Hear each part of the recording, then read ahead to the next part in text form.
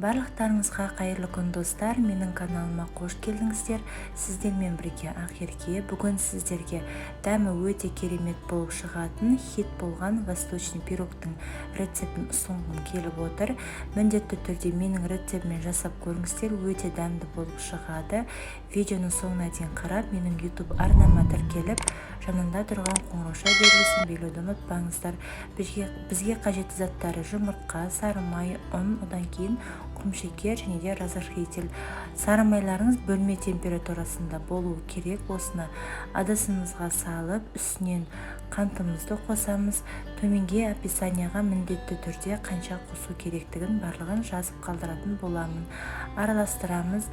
Араластырып болған соң үстіне бір жұмыртқамызды саламыз. Тағы да барлығын жақсылап араластырамыз.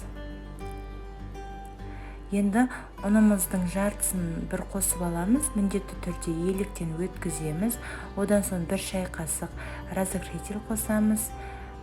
Бір рет араластырып аламыз да, ұнымыздың қалған бөлігін қазір тағы да қосатын боламыз. Неге енді мұнда ұнның қалған бөлігін қосып, қолымызбен жұмсақ етіп қамыр илейміз. Қамырымызды мінеке дайын болды, илеп қойдық, 5-10 минутқа демалдырып қоямыз. Қамырымыз дайын болған соң, мінеке дайын болып қалды. Осындай формада пісіріп алатын боламыз. Ортасына бізге жаңғақ, мейіз, мен 2 түрлі мейіз қолдандым. Кез келген сухофруктіді қолдансаңыздар болады. Енді қамырымызды дәл осылай қолымызбен формамызға жайғастырып шығамыз. Және шетіндегі бортиктерінде әдемілеп осылай жабыстырып шығамыз. Енді қамырымызды осылай істеп болғансын, қамырларыңызды шаңшығының көмегімен тесіп шықсаңыздар болады. Мейіздеріңізді салмас бұрын. Одан кейін мейізімізді саламыз, 2 түрлі. Кез келген сухофруктіді қоссаңыздар болады. Мен өрік қоссаңыздар да болады.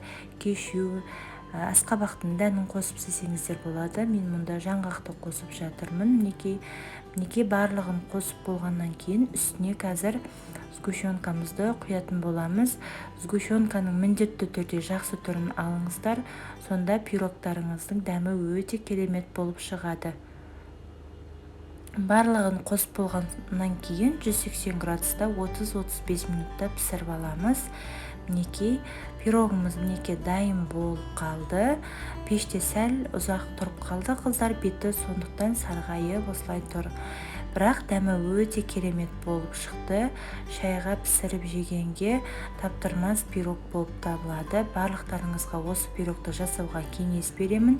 Видео ұнаған болса лайк басып комментарий қалдыруды ұмытпаңыздар.